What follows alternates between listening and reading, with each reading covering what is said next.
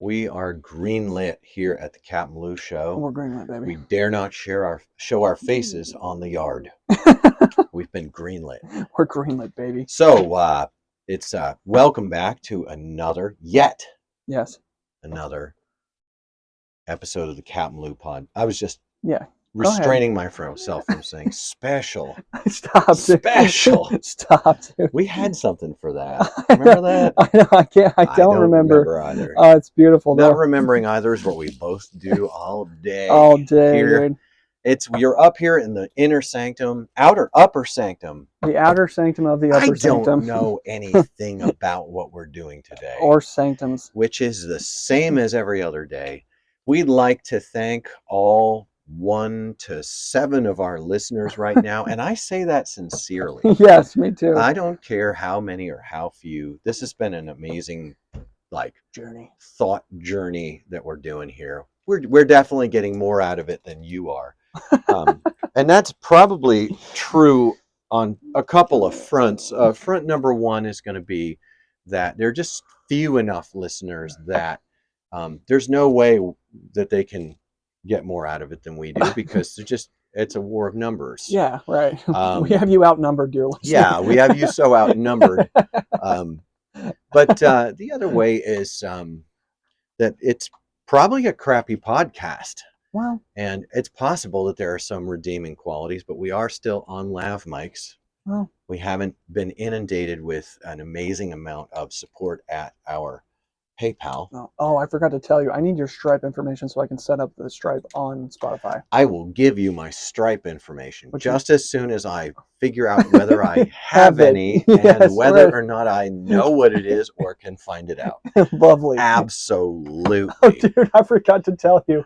When your Facebook died, Bob Lofton hit me up and he was like, "Hey, did Lou's Facebook die?" And I was like, "Yeah, it got hacked and then disbanded, whatever." And he was like, "Oh, he should have turned on two-factor authentication or whatever." It was such a jab, dude. I was like, "Bob, don't you say those words, dude." I should do that for my present. I don't know what the deal is with my present Facebook, but Are you using it?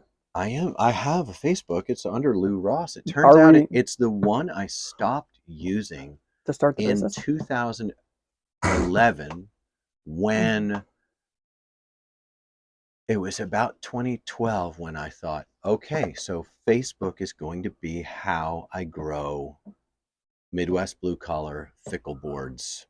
Yeah. And so I deleted my Facebook and started a new one that was focused entirely on using my brand as a platform to promote the kind of, just open culture and love of skateboarding.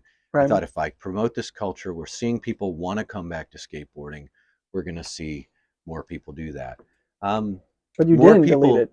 I didn't. I deleted it. Okay. I did. I deleted it. But when my Facebook got hacked, a week ago or so? Yeah, 2 weeks. My Facebook got hacked and got deactivated or something. Mm-hmm. Gone. You can never have it again. Community standards were breached. And how? I went into my iPhone's passwords. And you found an old one? I found an old one that had passwords. So I just used that to log into Facebook. Mm-hmm. The darndest thing, Facebook said, "Are you interested in reactivating this old Facebook?" I am. Because we still have it. Which is we know you deleted it, but it's still here. I don't like it. Nope. I don't mind it at all, because I was like, yeah, sure, cool.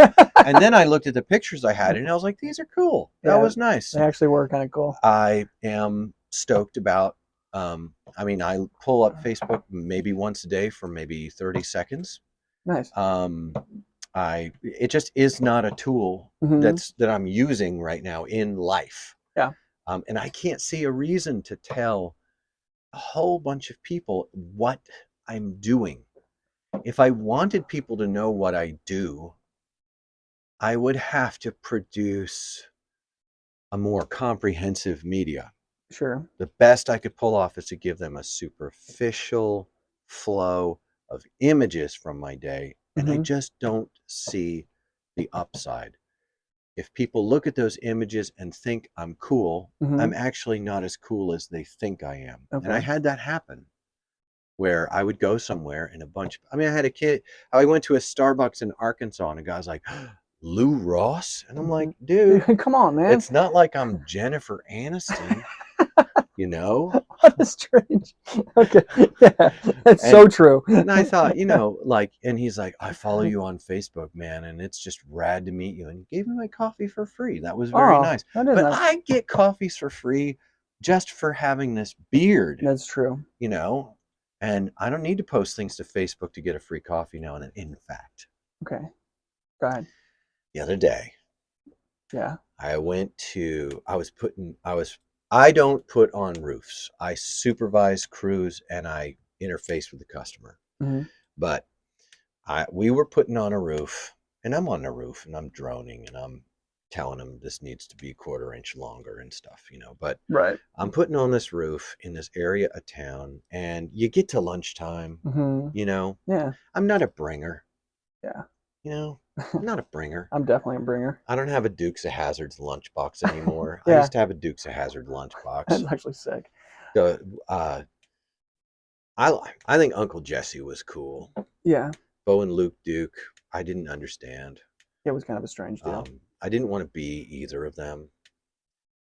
Daisy Duke was upsetting to a very young child. Really? Where did you find get all discombobulated and Twitter-pated by the shorts. You just can't understand. Yeah, what's happening? Why, that was hard to understand. I was very young. That is so it was a destabilizing experience. I didn't know what to do with the Daisy Duke or Catwoman. Yeah. Catwoman was beyond the pale. Yeah, it was like just too much. Oof, right. No, I hadn't started to come into myself, in that way until Joan Jett.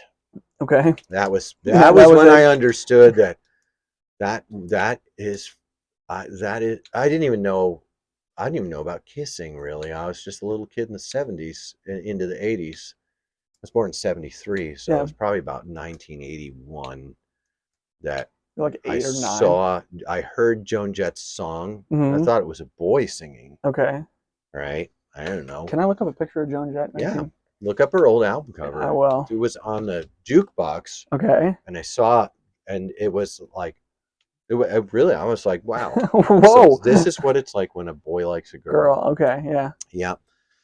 Ugh, what a mess it is to be young. Dude. Oh, man. Some people are like, would you go back and... No. I'm like, no, never, dude. No. 1,000 wild horses could not... Okay, Joan. Jett. Joan Jett. Jett. Yeah. Whoa. Let's see.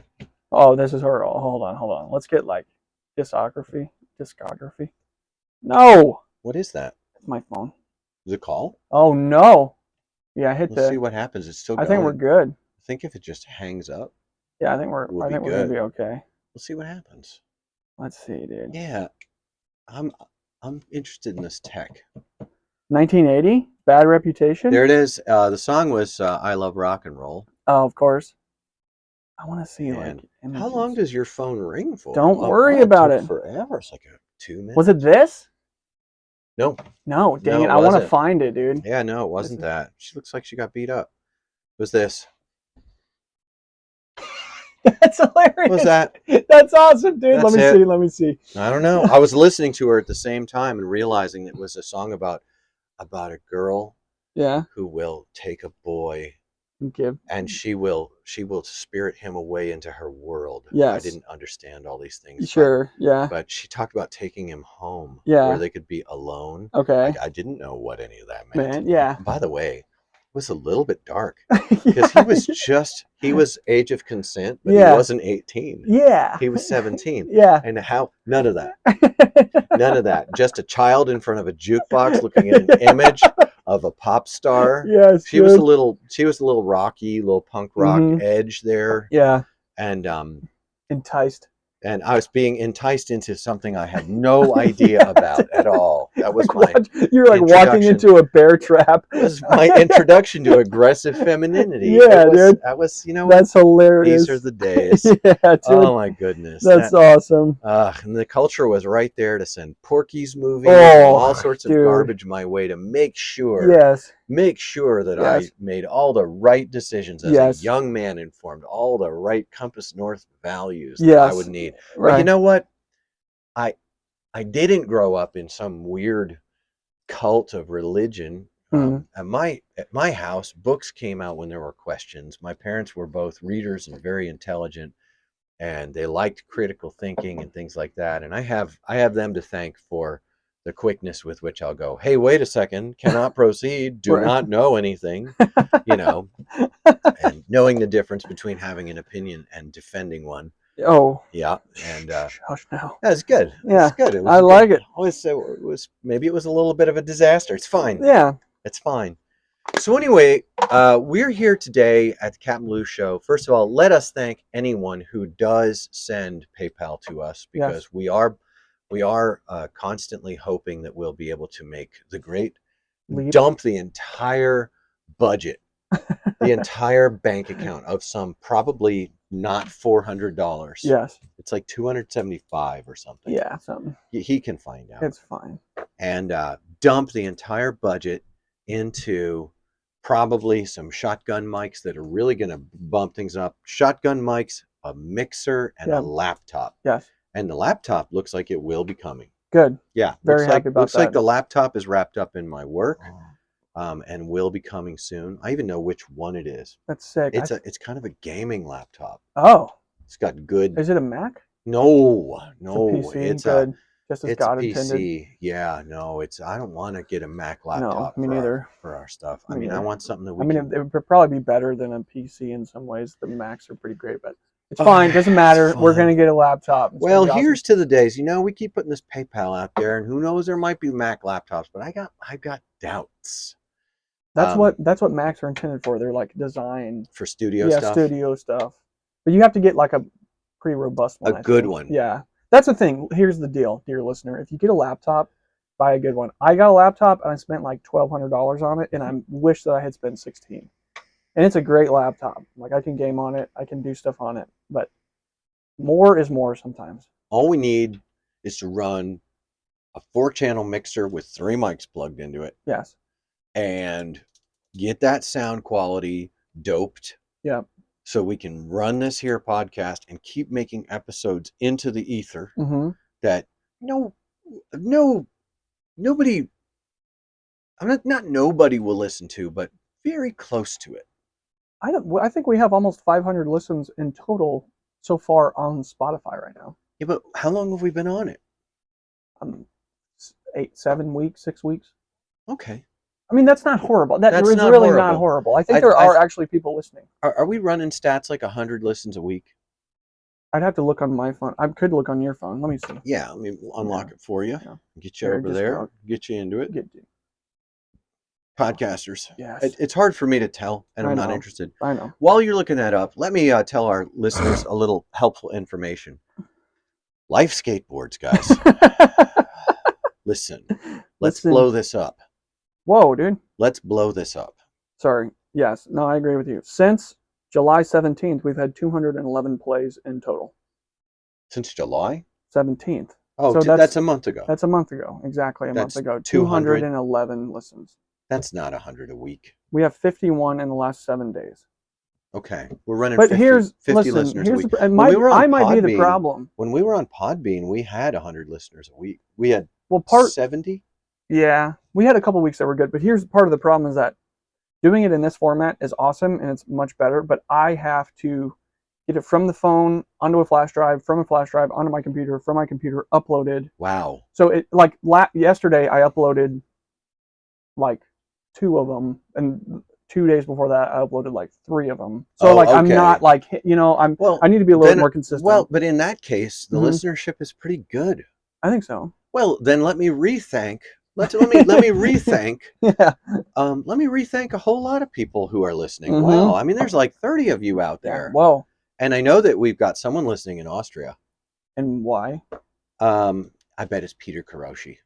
That'd be sick. I bet it is. I bet it's Peter Karoshi. We'd love to know. Yeah, we would. Email us. CapmLew Questions is a good place to touch base with us. Yes. At gmail.com. CapmLew Questions. And our PayPal is the CapmLew Podcast. gmail.com. Or I think you can look it up just by the CapmLew podcast. We should, you know what we think you should can find do? it. We should tell people that if you like email us a question that's like a super good one, we'll send you like a $5 Starbucks gift card. Ooh, let's not I'm not making any promises. Let's not let but listen, don't write checks that our asses can't cash. Listen, I'm just saying. How do you hold the pen? I don't know. I was so confused. Oh, your ass doesn't write the check; it cashes it. It cashes it, so it has to go into the bank. Even worse. No, it has. No, I don't think I could fit that much. I can't fit a gift card up there. All right, we're done. You know what? You know what? I found it. We're getting between 20 and 40 listens per episode. That's There's really not the number. bad. That's great. Really not bad. Feels great. Yeah. We never pay attention to it until we're broadcasting. Yeah. Real professional, guys. Real professional. We're going to talk about Ryan Sheckler again. I love Ryan. Luke and I both took in, his name is Ira Glass. He's the Ryan Sheckler documentarian. Oh. He is really cool. Is he with Redbull? I think he is. Okay. Ira Ingram. Okay. Ira Ingram. I'm looking him up on what do you call it? GoobTube. Yeah, he's on GoobTube. Is that Ira right there? No, this is Ira. He's the curb killer. And he does a 10-minute little doc called Midlife Crisis that came out 2 years ago. I'm telling you, Ira Ingram is super cool. Guys, why do I have so many incontinence products coming up on my YouTube ads for women? Oh. Every time I sit down to YouTube, it's showing me, I can't remember, Depends. And it's these two ladies talking about how well it works. And it's so often it's begun to affect me. Like maybe, no, I'm maybe literally you're interested in I'm checking sitting out. in the truck and I'm like, I should get some Depends. It's actually and working. I can just you know what? It's not even wetting yourself. Yeah. Because Depends is amazing. You're not wet. Stop. That's what these ladies are telling me. I cannot believe that the ad is working. It's that effective. And it's washing you over. It captures the odors. That's actually amazing. See? That's actually a great product. I am blown away. These, whatever they use, probably killing the sea turtles. It's fine. We'll have to ban it. We'll be back to paper diapers for men and women. Or men wearing women's paper. It's fine. It's a new age. It's a new age. The postmodern wave has hit. It's a brave new world, folks. It is a brave new world. Just take your Soma. So, here, have a Soma. Don't worry about it. Yeah, literally. Don't worry about it. Gosh, dude. So Ira Ingram. Yeah. I think he's skateboarding genius. He seems great. But he is firmly in a lane I don't know if I can occupy.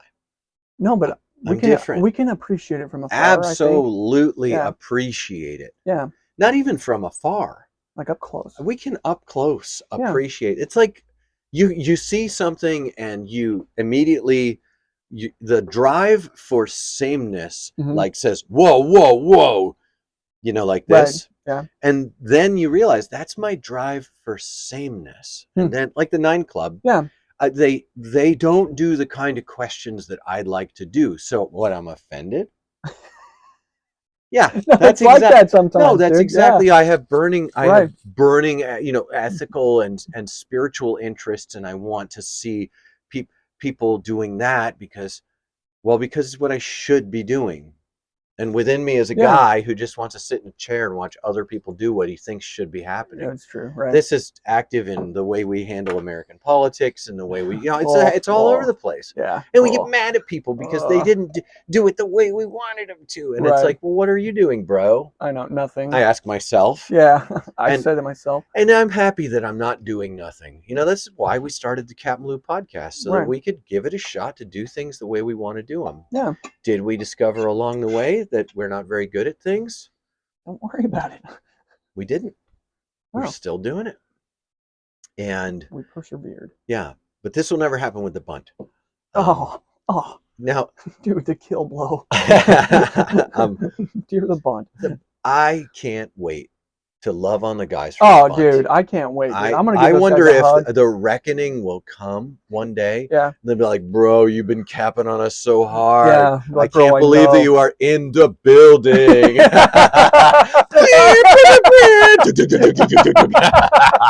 The sunglasses drop. How did you get in the building?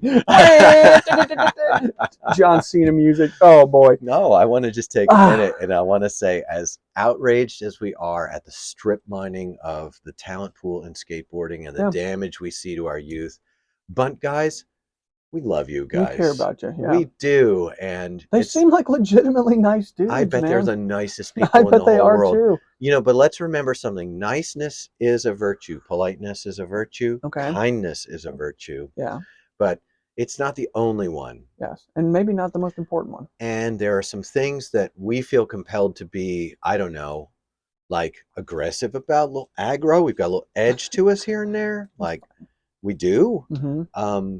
And we recognize that sometimes that has to come out in the forefront because niceness ain't going to get it done. So, you know, just as a warning to any pro skaters that sit down with us, we're going to ask you questions of conscience fueled by ethical interest. We're not going to be asking you questions. And there might be some. Had some rumblings this week that was like, not on the show, just in but general. There could be things like this. Yeah. And probably not. It would be fine. But, actually, yeah, if I get on the road again, that's almost sure to happen. Yeah. Yeah. I wonder how things will go. It's a funny, weird thing. You know, will I get on the road again? It could happen. Yeah. But Ryan and Ira Ingram, he's the first name on the credits. Yeah. There are other names in the credits. What's the name of the podcast? The Bunt. It's BUNDT. No, it's I'm about sorry. cakes. The documentary. The documentary? That's a good question. So I can link it. We should have the name of that documentary in our You were minds. just watching it. I was just watching it. I think it's something like The Glory of Eternal. Yeah, midlife. No, it's not, is it? It's like midlife. Go to your history. Go to your history. I'm going there. Rolling away. Rolling away. Rolling away a skateboard. Sorry, everyone. World of Warcraft. I'm a boomer. Is that World of Warcraft? No, this is hell is what it is. Skip that ad. I don't know what this is, dude. Lost Ark. Play free now. I just the young men of our generation. Rolling Away, a skateboard documentary starring Ryan Sheckler. Best name concept ever. Just tell us what it is. A memoir. A documentary. And, you know... let me ask you a question. Good job, Redbull. Yeah, I mean, it really was. I thought it was well done. Good job, Redbull. If you had to give a synopsis to somebody about the way that you felt after you got done watching the documentary, like in like a paragraph, like 4 sentences, what would it be? I will try to give one word. Go ahead. I'm going to Rorschach test this. I am. One look at the documentary, go. Pain. Okay. Passion. Okay. Yes. Obviously, the central theme of the documentary, well, obviously to me, I'm probably wrong. And you're an idiot if you don't think the same way. I'm a damn expert in my own opinion. Cutting edge. To me, the most, saying things is just a racket, dude. That's people are here to listen to your opinion. So my opinion is that the central theme of the documentary is passion, and by passion I mean the willingness to suffer. Yes. For fill in the blank. Yeah. Now, that's what well, how about you? No, I think that I just watched it like 8/10 of it, which would be 4/5 of it, while I was working out earlier today, and I'm still digesting. Say 8/10 because it sounds like a lot more. It sounds like more because the numbers are bigger. That's 80%. 80%, exactly. I'm still digesting, but I think that passion would be a great way to explain it. I also think that I felt there was a sadness that I felt watching it because that's because of the pain. Because of the pain, and not the physical pain, but the idea that the journey that these folks are on and skateboarding in general, it doesn't ever culminate. It never There is no apogee, you know, like there's no plateau. Well, it plateaus, and that's when people do drugs. But oh no, yeah, okay. That's think? actually a pit. Yeah, well, that's a pit, right? That's a nadir. Yeah, that's a nadir. Nadir is a word for the lowest point on a charted course. Yes, nadir. And it sucks because I'm like, man, you guys, if this is the only thing that you have, then this sucks because there is no beating the final boss. There is no eternal. There's no princess in the castle, Mario. Yes, right, there isn't. I mean, she's not in there. There's an argument to be made that each trick that you tried and worked on is that journey, but it makes me feel sad because I've done some cool tricks on skateboards that I've tried really hard on for a long time, and every time when I'm done, I just feel like it was okay. Well, there's a very important point in this, and I think it happens in a couple of spots. Yeah, where the protagonist, and it's not just Ryan Sheckler, it's also Jeff Rowley and some other folks in there, and they are discussing Kevin Bacon. I was just picking somebody. We got Kevin Bacon up in here. Kevin Spanky Long. Yeah, Spanky Long. He's a ripper. T-Dubs. T-Funk. They describe this process of the battle culminating in victory. And Ryan is talking about it, how when I landed that, it was like 45 seconds of elation that was immediately followed by, I'm back in a battle for the next one. Yes. And what he was describing was Sisyphian.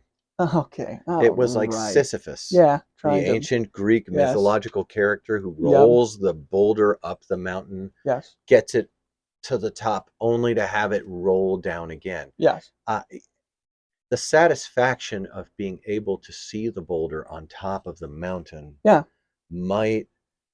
there might be an element of this. There could be great satisfaction later in life looking at some form of accomplishment, but I'm struggling there. Sure. Real accomplishments in life tend to be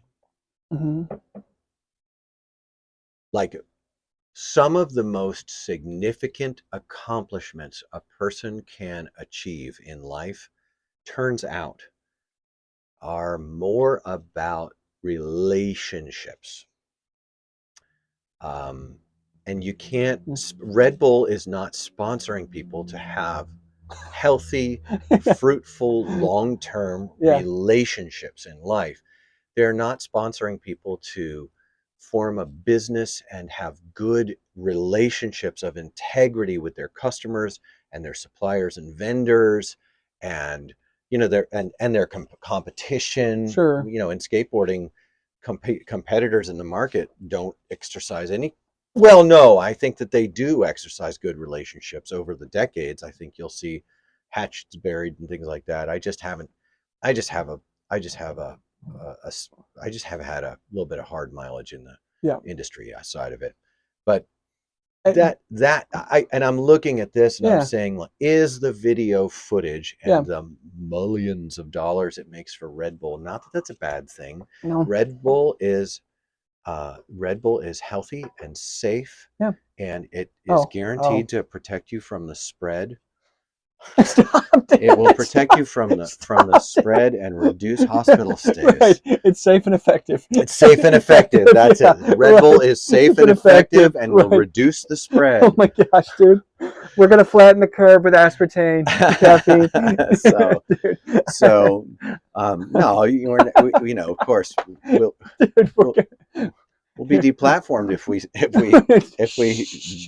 don't toe this line. We have to follow the science. Yes. So I don't mind. I just remembered I skated in a Red Bull competition years ago here. Really? Yeah, it was a Manny competition. Ugh. And they had a big block. It was quite large. How high was it? It was like 3 feet wide, and I don't know, it was probably 2 feet tall. That's so tall, dude. And all I would do the entire time was I would roll up to that block and I would do ollie up and manual the top and pop off the end. It sounds amazing. It was only 2 feet long. Yeah, so you're like, dink. So all I did was pop up and like that. And then I would go down, and when I was coming back, I'd do a frontside 360 no comply. Yeah. And I just did that, some slides, and just enjoyed myself. And I would skip my turn and just go around the whole thing. And I just enjoyed myself so much.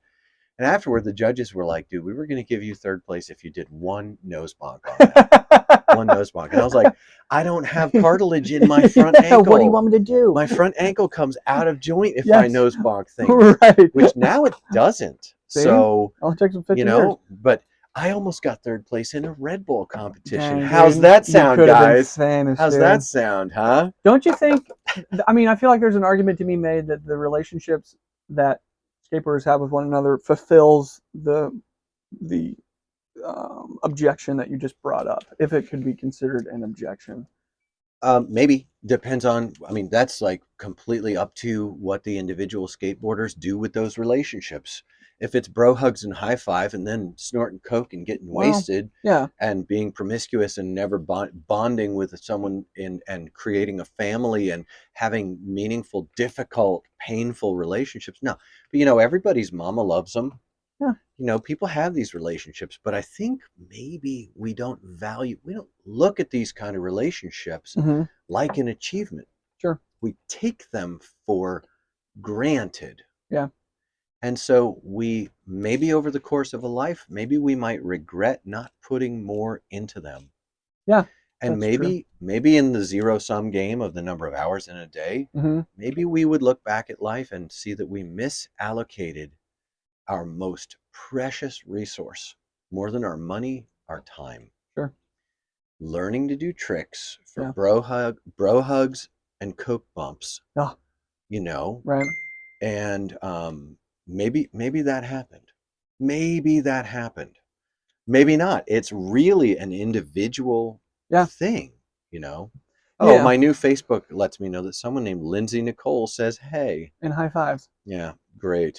Perfect. That's probably a real person. She's probably watching us right now. I'm a real person. There's no way for me to know that, Everyone Lindsay. Thinks I'm just a guy in a basement. Oh my God. My parents named me this. Oh my God.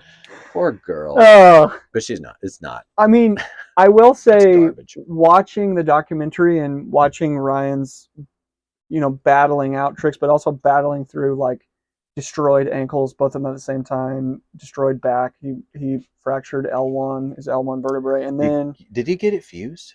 I don't know what he did. No. Please no. But he also like destructoed his ACL a little bit after that. Mulched it. Yeah, mulched his ACL, like literally no more ACL. Yeah.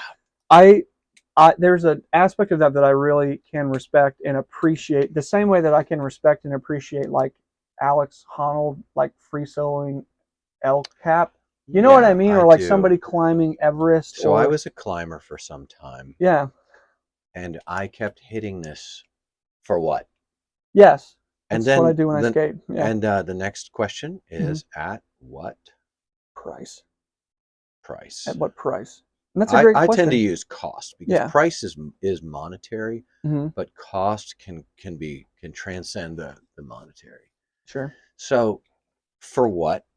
And when you can finally establish, like if you're battling for, by the way, I am, it's hard for people to understand where I am at. Sorry, Mom. Ending a sentence. Yeah, and a preposition, you bastard. I know. I think they're going to just change that.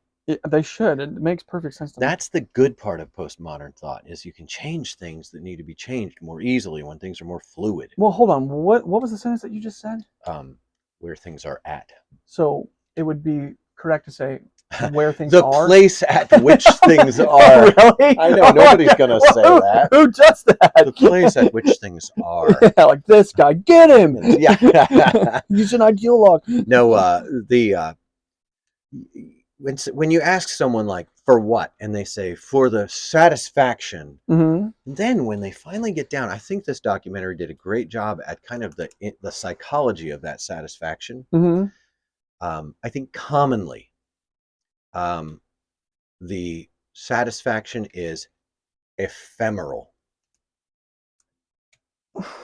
That is, it is not long lasting.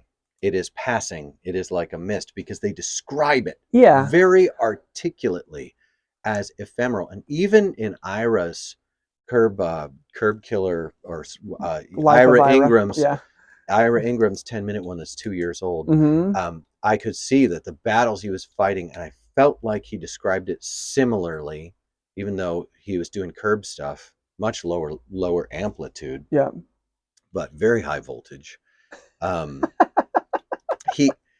You ask, okay, so I'm going to say this. I'm going to say, well, look, if the satisfaction is truly so ephemeral, why do you keep going with it? And then they'll dig a little deeper, and they'll begin to describe satisfactions that are beyond that. I'm interested in peeling that onion a little bit and getting to, we know that a person is driven by the satisfaction. That is, by the way, that is a dopamine. Yes.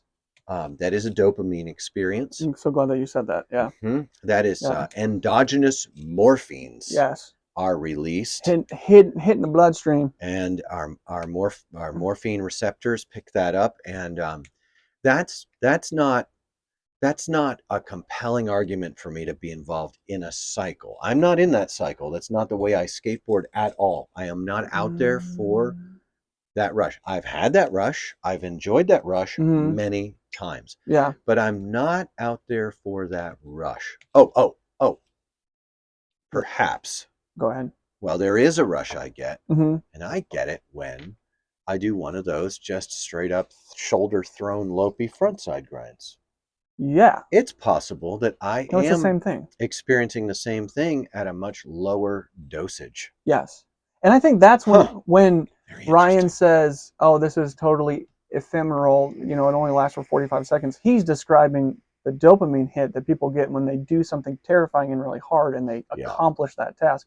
So in that way, you can almost look at everyone. We're all kind of drug addicts in some way, looking for that dopamine hit. However, I do think, like, for myself, I have an Instagram that I haven't posted on forever, but there's one clip in particular that's on there that really embodies the way that I wanted to skateboard. I felt like I could really skate the way that I wanted to that day, and it's on film and on Instagram, and I'm really, really happy that I have that clip, because there's a sense of accomplishment, not a dopamine hit, but a sense of like satisfaction that I have. Like, yes, this I can continue to enjoy this, past the moment that I was in it, through this video clip, and it doesn't fulfill my life or anything, but I'm really happy that it's there, and I feel a sense of accomplishment knowing, yes, I did do that. It has been a moment in time where I was able to do these things, so that doesn't bother me too much. Really, at the root of it bothers me is the fact that if people are just constantly chasing that dopamine hit and trying to get gnarlier and gnarlier and gnarlier, just like a drug addict would, that path leads to destruction. I think across, all spectrums of behavior, and I want people to be set free from that in the way that I was set free from that. Now, that's a little preachy, but that's the way that I feel. I don't think we should apologize. Yeah. By the way, if you've come to the CapmLew podcast, it gets preachy around here. It does. It gets straight preachy. Be forewarned. We don't feel like putting that out front, and we're going to put it wherever we need to. Right. I was watching the documentary, which I had to do in, I think, 4 sessions, because I was watching people who were willing to die. Yeah. Willing to die. That's what the dimensional makeup of several of these maneuvers was. It possessed vectors of lethality. Sure. There were vectors of lethality involved. Right. I ride motorcycles a lot. Yeah. And same vectors. No. Different, but same risk. So I ride my motorcycle. I do not ride with a helmet. Yeah. I'm wrong. I'm bad. Everyone, if you're a person who's ever prayed for me and that makes you stop doing it, good. I'm not sure I wanted those prayers. No, you can keep them. Yeah, you can keep your prayers if that's the way it's going to be. That's hilarious. Right? In what way is it different? Well, it's very similar, I guess. The thing about the motorcycle, I don't know, Yeah, maybe. The thing about the motorcycle is I really like the machines. yeah, I spend probably 30% of my brain minimum on my rides.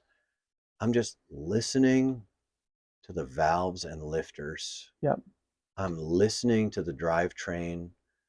I'm I'm feeling the power band yeah, on the motorcycle. yeah, I'm thinking about oil passages, oil distribution, oil pump. yeah, I'm really in that. yeah. I love it. And I I like working on motorcycles. I'd have to say as much as I like riding them. That's awesome. Yeah. It is. When I'm working on a motorcycle, first of all, I've done my homework and my prep Mm-hmm. when I'm working on a motorcycle, or I'm in the presence of people A master. who know what what's going on. So I don't tear into stuff and just like to leave it. I've been in those situations before, and I don't like them. In fact, I'm getting rid of my Sportster project to make room Mm-hmm. for some of the new projects I have. Yes. I'm going to let that go. It looks like. What should I sell it for? That's a good question. But before that, we'll finish this. Um, I think there are similarities and there are commonalities. There are common threads in these things. Yeah. Um, but my motorcycle is a vehicle by which I share encouragement, anti suicide, Yeah. faith, Yeah. hope, and love with people all over the place. Tomorrow night Mm-hmm. is Bikes and Bibles. Heck yeah. Friday night is Sinners Only. Motorcycling makes me part of a community in which there's a lot of table time. This could be true of skateboarding I too. think it is. Yeah. Um, this can be true of skateboarding too. I'm not like just trying to cap on Yeah. skateboarding. Right. We want to just kind of root around in here. Yeah. Um, it may well be true, but what made me weird in skateboarding was that skateboarding was also a vehicle. If you've ever been in a city and you've sat down with me on purpose and asked me, Lou, what's the deal with church and Jesus? That's happened many times. And a lot of those conversations are exactly why I rode my motorcycle all the hours I went out there. Yeah.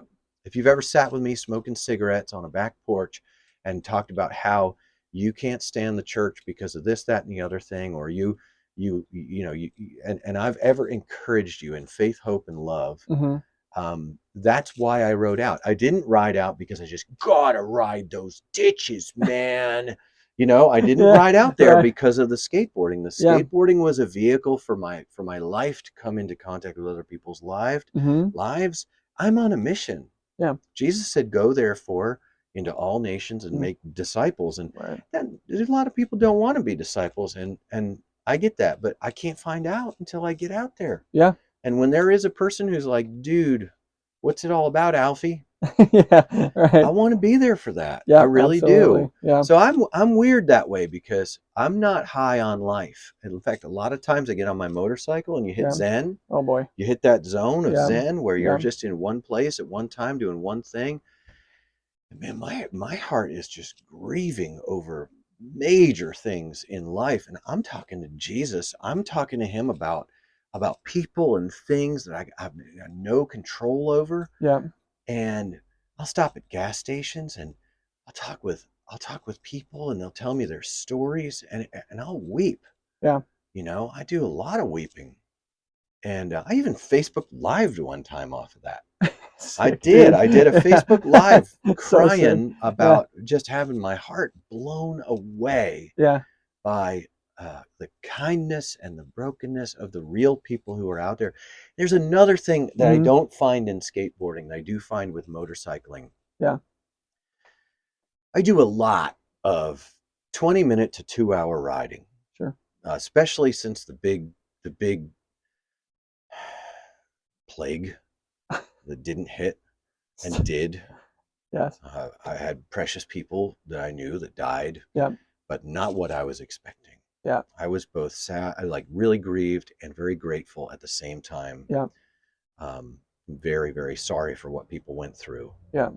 I didn't like several aspects of it, but I understand why people are in different places about it. Absolutely. After that hit, I stopped presuming to even ask if I could couch surf out to Texas. Sure. I stopped presuming to ask if I could just go places, because during that situation in 2019, 2020, 2021, there was a real respect I had to have for people's differing opinions about medical risk. Sure. Subsequent to it, and it had already been building, but subsequent to it, after it, Mm-hmm. is what a normal person would say, I developed a real concern over whether or not people could talk to each other and still be friends afterward if they really said what they really meant. Sure. I'm not paying a lot of attention to what's going on. I keep my finger on the pulse of what the idea pool is out there, but I've got friends on two sides of a hot button issue right now. Sure. It's about the 2020 election. Oh yeah, that's a spicy one. It's still spicy. Yeah. And it's like 2024 almost. Yeah. And I remember the 2016 election. Yeah. There's a whole bunch of people who were mad about that, but it didn't last for 4 years. Yeah, people are still pretty gung ho. What was weird was the abusiveness and the clannish, like what do we call it? Tribalism? Tribalism. Yeah. And honestly, I used to take my skateboard and go out to Texas, and I'd stay and I know that like I'd be fine with the two main stops I had, but Sure. you've got to also be able to break down. Yeah. Well, what I tend to discover, and I'm going to get on the bike again for some long rides, because I think what you discover when you get on the bike, and I just got to get out there again, is also my career changed. Yeah. In 2019. Yeah, that was a big deal. So as well. Yeah, being on the road was a part of my career. Now it is not. Yeah. So, but what I discovered was, no, dude, people are people. Yeah. You get out in America, you go to the gas stations, McDonald's of America, and because I'm so peculiar looking, and I'm riding a big old hog, yeah, people actually want to talk to me. All the time, dude. All the time. All the time. Oh, you've been with me. All the time, dude. All the time, dude. Remember when we went to the Chinese restaurant? Oh, I do, dude. And I put sunglasses on, like aviators. Huge aviators. Mirrored aviators. Yeah. We were so exhausted, dude. And we were so tired. I knew I couldn't talk to anyone. Yeah. And running PR. And well, how did that go? You were like, I'm sorry, Mr. Ross is... We were laughing about that because as we were walking into the place, a family was coming out and they just gawked. Like almost disrespectfully. The wife came up and she was like, "Oh my God, your beard." Yeah.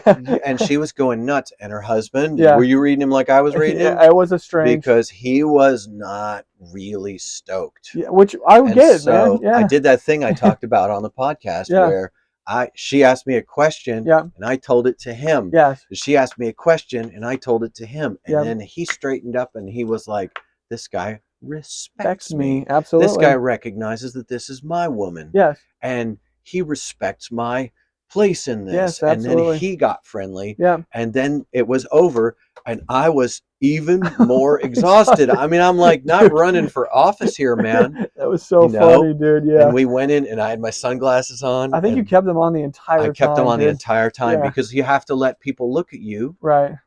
They're going to look at you. Yes. My beard is longer than 3 feet long. Yeah, it's pretty it's gnarly. Whatever, it's straight up. Judy loves me.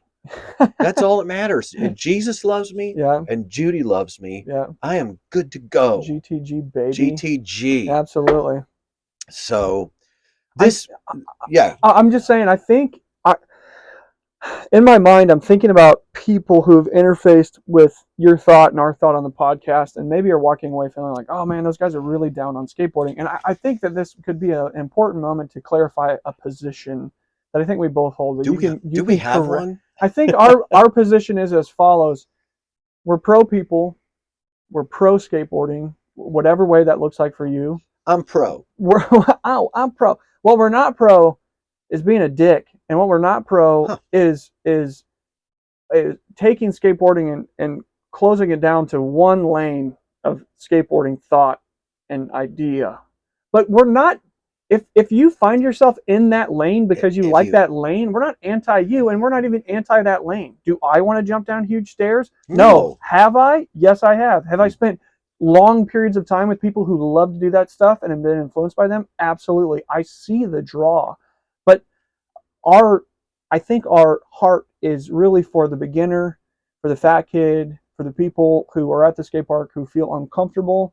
We really care about you, and that's driven by the love that we feel. The lady who wants to try it for the first time, man, we're with you on that. I only did 1 or 2 lessons, but I was teaching skateboard lessons to a person who is from a marginalized people group. Absolutely, sure. And I saw how little nourishment there is for they love this thing, they want to do it, but they have to be allowed to do it badly. Yes.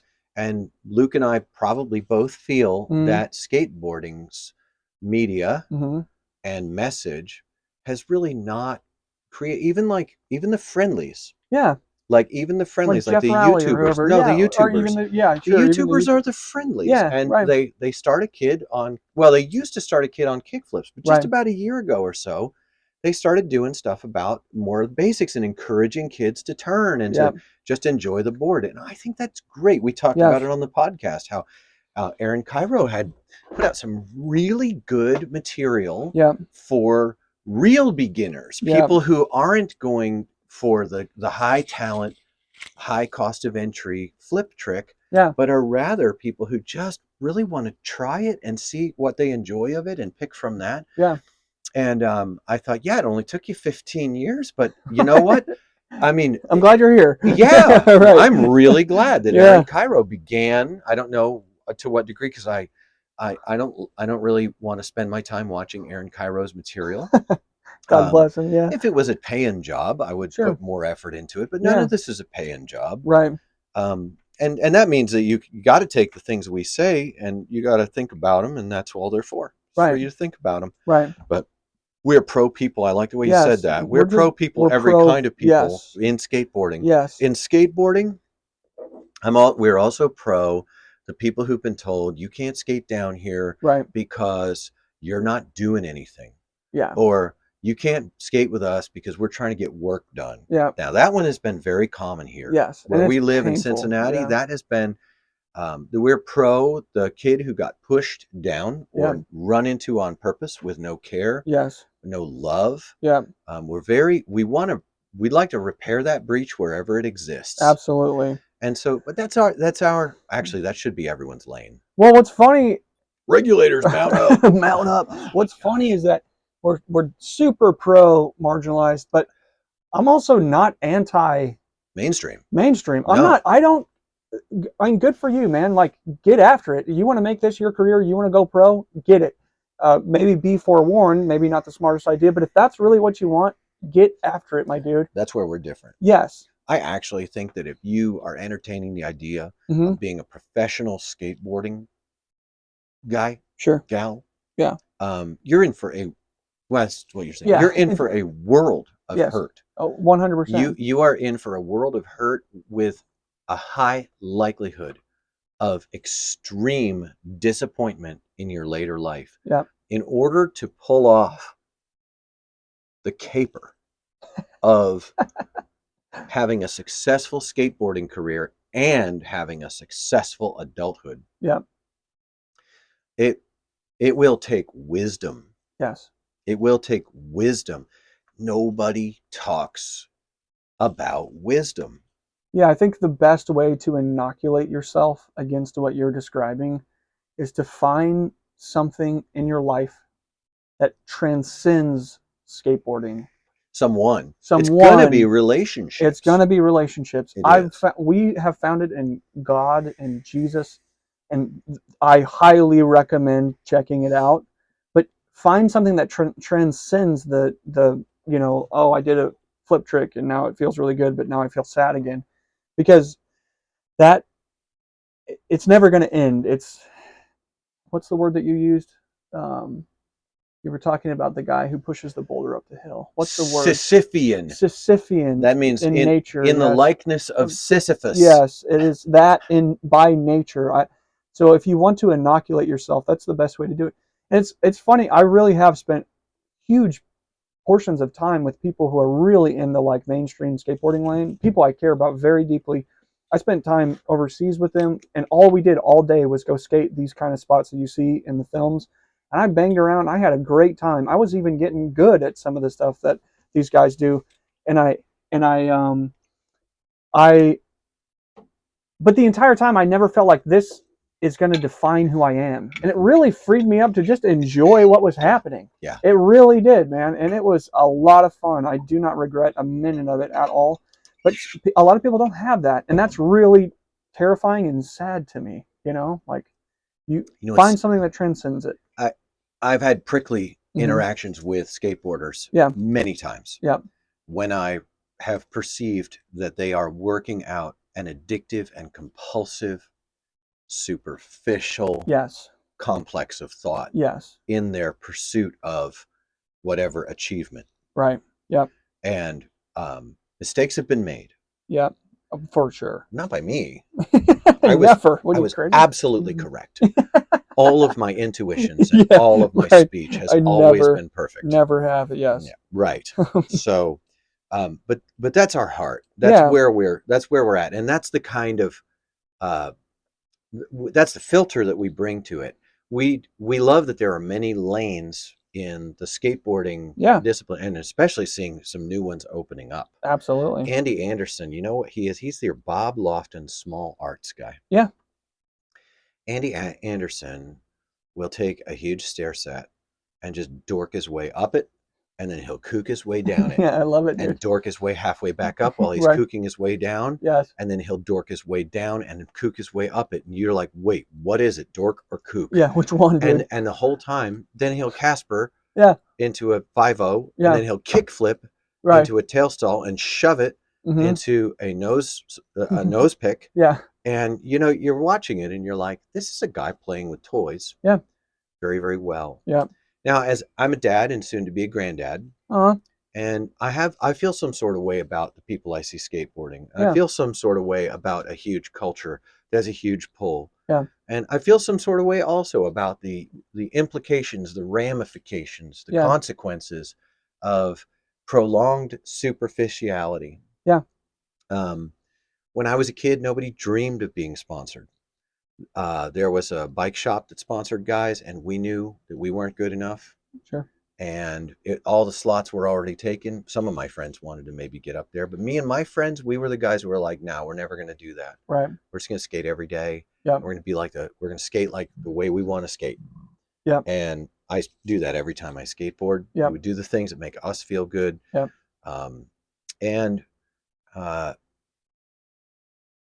It's a weird thing to be this old and to be watching as we have these huge doses of documentaries coming out.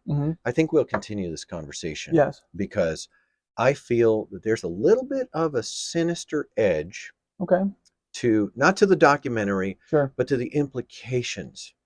Because the documentary is coming out right now, and we should probably do a little study. I'm just noticing that the message seems to be the passion. Yeah. It's the exaltation of the passion. Yeah.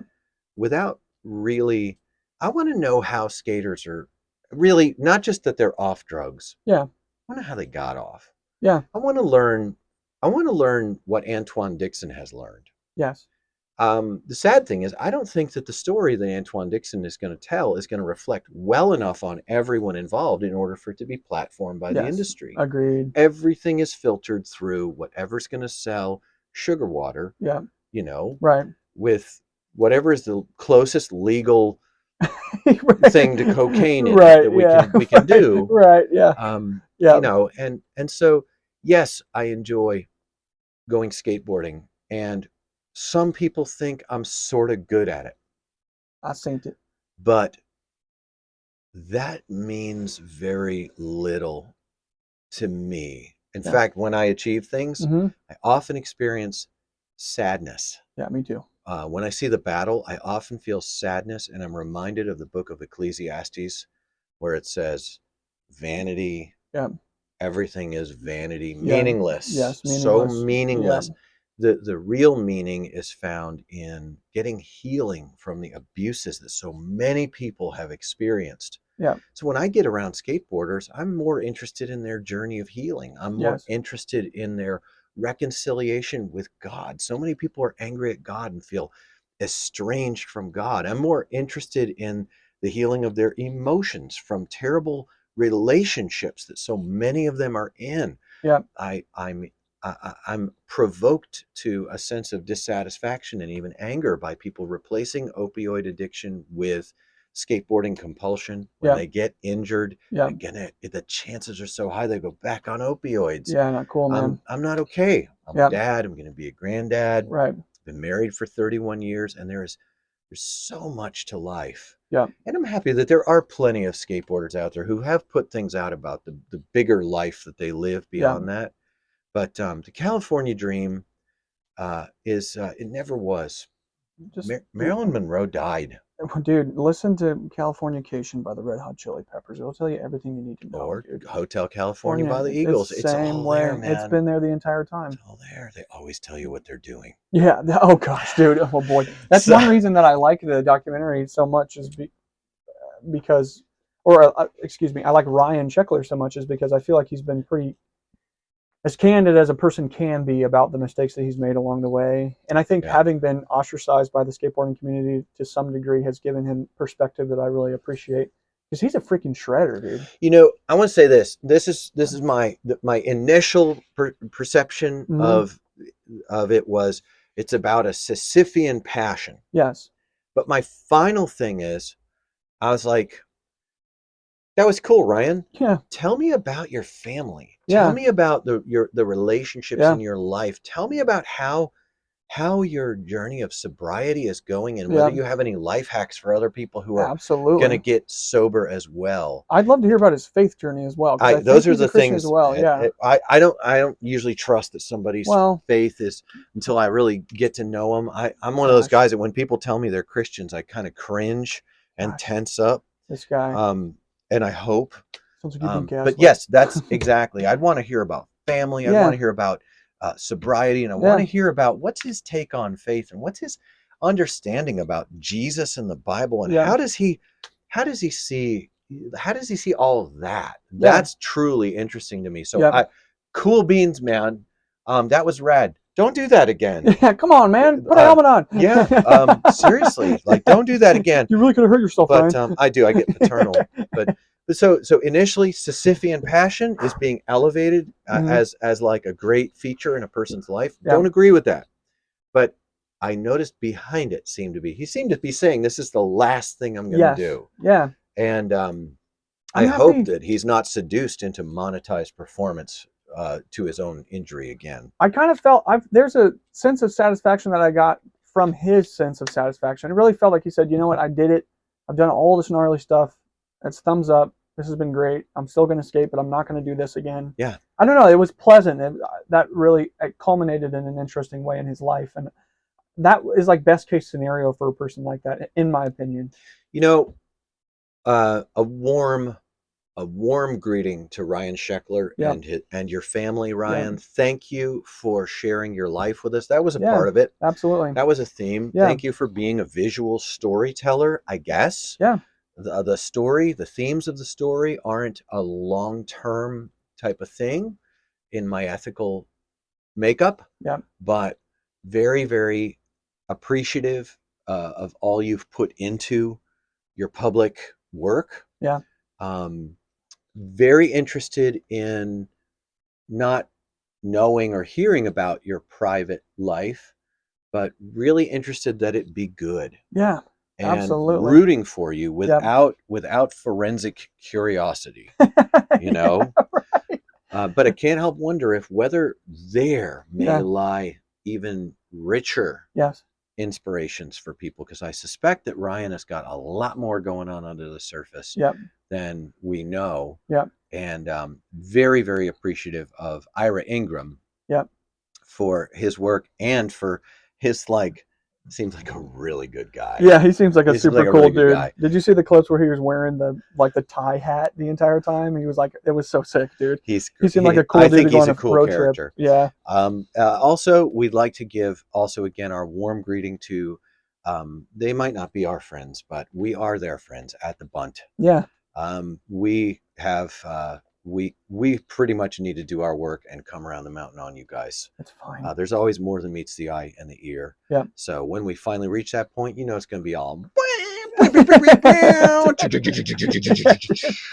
On Halloween, we should dress up as those guys and do a cast. And hopefully we can be in the building one day with you guys, whatever building it will be. Yeah, whatever one. And CapmLew questions at gmail.com for your comments.